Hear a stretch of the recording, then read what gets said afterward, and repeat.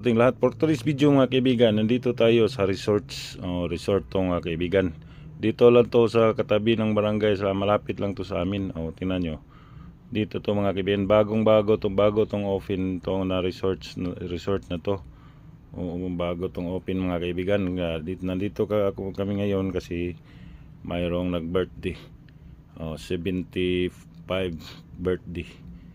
75 birthday mga kaibigan. Kaya dito kami, in-invite kami nako dito kumain ng lunch. Tingnan nyo ang ilang mga kaganapan dito, di ba? Ang ganda, ang lapad, ang lawak mga kaibigan ng resort na to. Ang lawak, sobrang lawak mga kaibigan sa resort na to. Doon sa malayo pa. Dito parking area. Parking niya.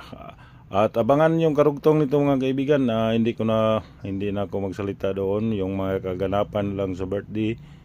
Siguro malagyan ko ng music para baka maka-copyright. See you sa susunod nito mga kaibigan.